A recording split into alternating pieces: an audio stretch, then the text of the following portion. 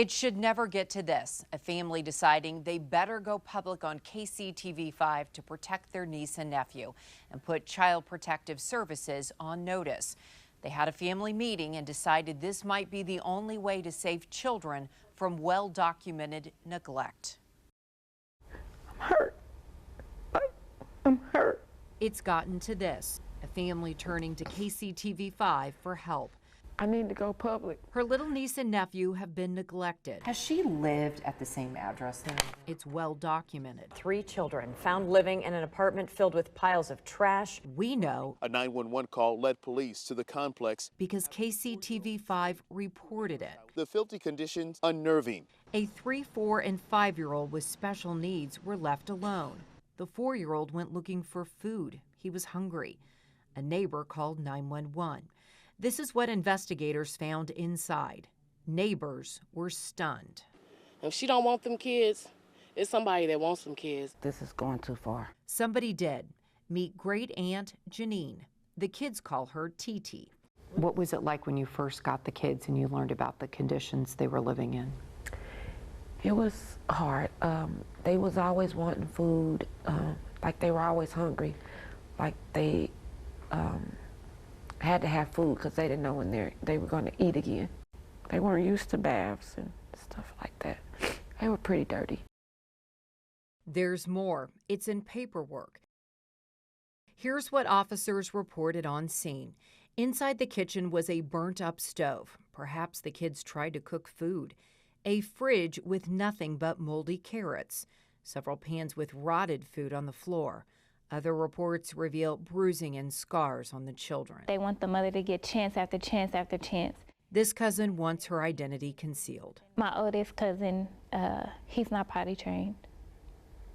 And when we asked him, why do you use the restroom on yourself at night, he's afraid to get up.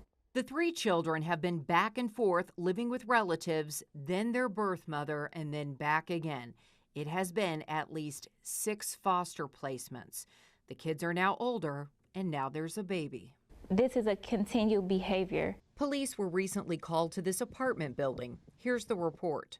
The inside of the apartment was very dirty. There was trash all over the apartment, food on the ground, and dirty diapers from 1-year-old in the apartment on the ground.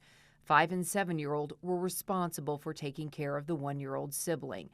There's no mention of the special needs child, who is now 8. It's unclear where he lives. Another document says he's now in state custody.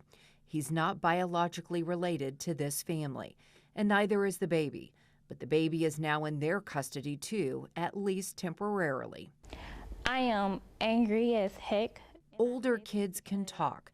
The 5-year-old girl and 7-year-old boy told investigators they are left alone every day. The girl called the mother a napping queen and told social workers they don't eat lunch. Sometimes they snack on crackers. There's no phone for emergencies, and the boy said he's afraid every day. Why I keep going through this? The family says they're going public because they have no confidence in a system that has publicly failed with disastrous consequences. And they don't want their little niece and nephew to be next. Heather Jones called police to this house. They remember 2 local heartbreaking cases. Adrian Jones was just 7 years old when he died. His case made national news because his lifeless body was fed to pigs. He lived his last days trapped in a shower. There were numerous hotline calls warning something was wrong. And 3-year-old Olivia Jansen, her grandparents say they tried to get help too. I've called the cops, I've called DCF. Her body was found in a shallow grave. She was covered in bruises and died of a brain bleed. Her father and his girlfriend face murder charges.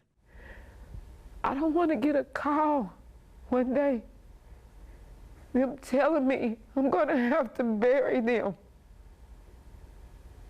I'm not going to be able to handle this.